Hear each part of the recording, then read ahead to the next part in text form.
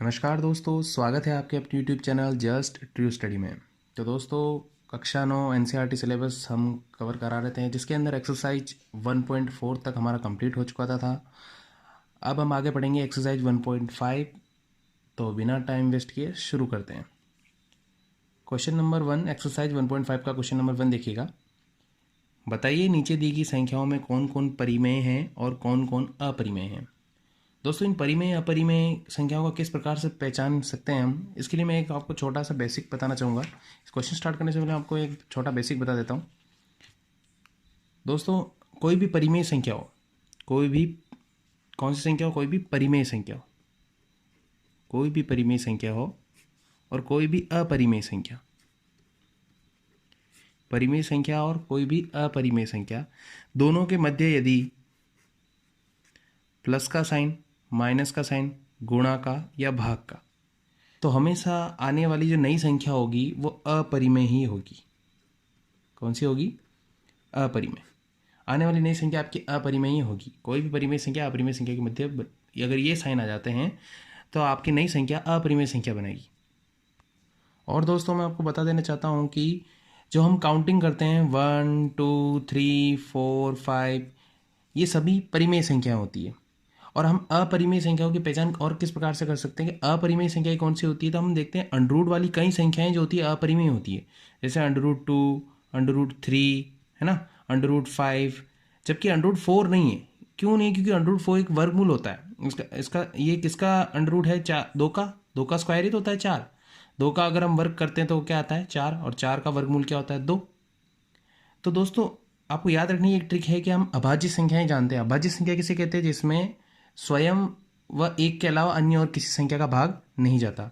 वो सारी संख्या यदि अंडर रूट के अंदर होती है तो वो सभी अपरिमेय संख्याएं होती है। जैसे अभाज्य संख्याएं कौन कौन सी होती है? 2 हो गया, 3, 5, 7, है ना।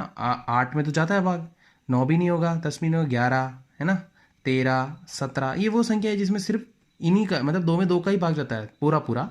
3 में 3 का ही जाता है, 5 में 5 का जाता है, 7 का जाता है, 11 में 11 का भाग जाता है, 13 में 13 का ही जाएगा, 17 में 17 का ही भाग जाता है। मतलब अन्य और किसी अन्य संख्या का इसमें पूर्ण रूप से भाग नहीं जाता है। और अगर इनको मैं अंडर रूट में रख देता हूँ तो ये सारी संख्याएं क्या हो जाएगी? अपरिमेय। ठीक है दोस्तों। तो अब हम शुरू करते हैं क्वेश्चन नंबर फर्स्ट, जो था कि कौन सी संख्या परिमेय है, कौन सी अपरिमेय हमें बतानी है। तो पहली संख्या है 2 माइनस √5। 2 एक परिमेय संख्या होती है और √5 क्या है? अपरिमेय संख्या। मैंने आपको बताया था अभाज्य, ये यानी कि प्राइम नंबर जो कि रूट के अंदर है, तो ये अपरिमेय संख्या है। और परिमेय संख्या और अपरिमेय संख्या के बीच में किसका चिन्ह है? माइनस का। माइनस का साइन है, तो ये कौन सी संख्या होगी? अपरिमेय। मैंने भी आपको रूल बताया, अपरिमेय। ये संख्या कौन सी हुई? अपरिमेय। ये अपरिमेय संख्या है। ठीक है। क्वेश्चन नंबर सेकंड देखिएगा। 3 प्लस √23 माइनस √23। कोष्टक को हम हटा देंगे तो √23 माइनस √23 प्लस √23 माइनस √23, यानी कि प्लस माइनस क्या होता है? माइनस। तो √23 में से जब √23 माइनस करेंगे तो क्या बचेगा? 0। तो बचा क्या? सिर्फ यहाँ पे 3, क्योंकि 3 के अंदर मैं 0 ऐड करूँगा तो 3 ही आएगा। इन दोनों ये कट गए एक प्रकार से, तो 0। तो बचा क्या हमारे पास? सिर्फ 3 बचे हैं। और 3 एक क्या कौन सी संख्या होती है? परिमेय संख्या। क्योंकि सारी गिनती जो होती है 1 2 3 4 5 अनंत तक हम चलते हैं, वो सब कौन सी संख्या होती है? परिमेय संख्या। तो ये कौन सी संख्या हुई? परिमेय संख्या। ठीक है। तीसरा क्वेश्चन देखिएगा। 2/√7, 7/√7। यहाँ पे हम देख रहे हैं कि √7, देखो इन दोनों के बीच में हमें कोई साइन नज़र नहीं आ रहा है, मतलब इनके बीच में गुणा का चिन्ह है। किसका चिन्ह है? गुणा का। 2 इंटू √7 है और ये 7 इंटू √7 है। तो यहाँ √7 कट गया तो क्या बचा? 2/7। और P/Q के रूप में जिसे हम व्यक्त कर सकते हैं वो परिमेय संख्या होती है। हमें देखो ना, इसे 2/7 के रूप में लिख रखा है, यानी कि जो P/Q के रूप में व्यक्त होती है उसे परिमेय संख्या कहते हैं। यही तो डेफिनेशन होती है परिमेय संख्या की। परिमेय संख्या किसे कहते हैं? वह संख्या जिसे हम P/Q के रूप में व्यक्त कर सकते हैं, जहाँ Q बराबर कभी भी 0 नहीं होता, उसे हम परिमेय संख्या कहते हैं। अगला क्वेश्चन नंबर 4 देखेंगे। 1/√2। यहाँ पे हम देख रहे हैं कि एक जो है, 1 और √2, इन दोनों के बीच में किसका साइन है? इन दोनों के बीच में भाग का साइन है। क्योंकि बटेवा का मतलब क्या होता है? डिवाइड करना। बटेवा का मतलब डिवाइड करना ही होता है ना, अपोन में कोई संख्या, तो यानी कि 1 और 2√2 के बीच में डिवाइड का साइन है। और अभी मैंने बताया कि एक जो है परिमेय संख्या है और √2 अपरिमेय संख्या है, और परिमेय और अपरिमेय संख्या के बीच में प्लस माइनस गुणा और भाग का साइन होता है, तो कौन सी संख्या होती है? अपरिमेय। अपरिमेय। 2 पाई, देखो पाई का मान क्या होता है? 22/7। और पाई एक वैसे ही हमें डायरेक्ट पता है कि पाई कौन सी संख्या होती है? पाई अपरिमेय संख्या होती है। पाई एक अपरिमेय, जबकि आप देख रहे हो कि पाई का मान 22/7 होता है, इसे हम पी बटा क्योंकि हम लिख सकते हैं, फिर भी अपरिमेय संख्या क्यों? क्योंकि ये पाई का फिक्स मान नहीं होता है, पाई का मान अनंत तक होता है, कभी खत्म नहीं होता है।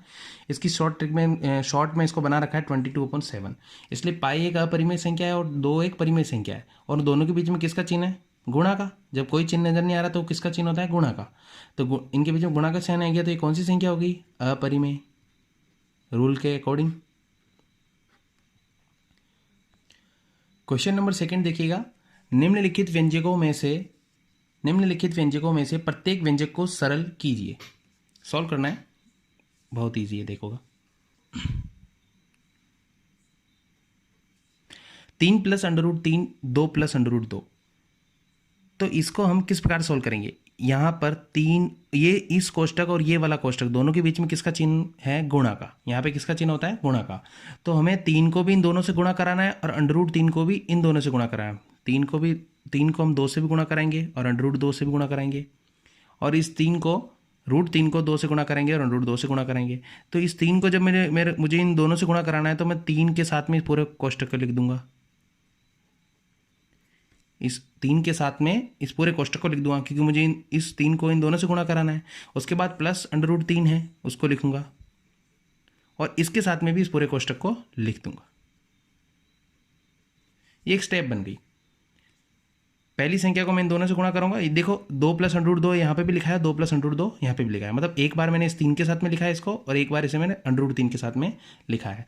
गुणा करा देंगे, 3 को 2 से गुणा करूंगा, 3 दूनी 6। फिर यहाँ पे किसका साइन है? प्लस का, प्लस लगा देंगे। 3 को √2 से गुणा करेंगे तो गुणा नहीं होता, इस प्रकार से हो जाएगा 3 √2। इनके बीच में गुणा का साइन है। फिर इसी प्रकार से इसको गुणा करेंगे, प्लस प्लस, यहाँ पे भी प्लस, यहाँ पे भी प्लस है, तो यहाँ प्लस आएगा। 2 को √3 से गुणा करेंगे तो 2 √3। उसके बाद √3 को √2 से गुणा कराएंगे, तो यहाँ पे प्लस और यहाँ पे भी प्लस है, तो यहाँ प्लस लगाएंगे। √3 को √2 से गुणा करेंगे तो 3 दूनी 6 और √6। हमेशा अंडर की संख्या से गुणा होती है। अगर यहाँ पे √3 है और सपोज करो यहाँ पे भी √3 होता, तो हमें सिर्फ 3 लिखना है, ठीक है, क्योंकि रूट अगर सेम संख्या होती है तो रूट कैंसिल हो जाता है, केवल जो संख्या है वो यूं की यूं ही उतर जाती है। लेकिन यहाँ पे दोनों संख्याएं अलग अलग है, इसलिए ये दोनों गुणा होगी। √3 को √2 से गुणा करेंगे तो 3 दूनी 6 आते हैं, और अंडर का अंडर लग जाएगा। आगे देखिएगा, देखिए अगर ये सॉल्व होता हो तो हम सॉल्व करेंगे, बाकी यही आंसर है। यहाँ पे 6 लिखा हुआ है और इसकी जाति वाली और कोई संख्या नहीं है, मतलब केवल अंक कहीं पे भी नहीं है, तो ये नहीं जुड़ेगा। यहाँ पर 3 √2 है और 2 √3 है, तो ये सेम संख्या नहीं, ये भी नहीं जुड़ेगी, और √6, यानी कि उत्तर हमारा यही है, यही हमारा आंसर है। क्वेश्चन नंबर 2 देखिएगा। यहाँ पे हमने देखा, अगर हम इस सवाल को भी इस तरीके से करें तो कर सकते हैं, लेकिन मैं इसकी शॉर्ट ट्रिक बताना चाहूँगा आपको। यहाँ पे हमें सूत्र नजर आ रहा है a + b a - b। तो आपका सवाल होगा क्या ये सूत्र यहाँ नहीं था? जी बिल्कुल नहीं था, क्योंकि 3 + √3 है, यहाँ पे 3 है लेकिन यहाँ 3 नहीं है, यहाँ √3 है तो यहाँ √2 है, दोनों अलग अलग है, तो ये सूत्र नहीं बन पाया। जबकि यहाँ पे देखो ये 3, यहाँ पे भी 3, और √3 यहाँ पे भी √3, यानी कि ये सूत्र बन गया आपका a + b a - b। इसका सूत्र हमें पता ही है, a + b a - b का सूत्र होता है a² - b²। इस रूप में तो ये सवाल है, हमें इसको इस रूप में बनाना है।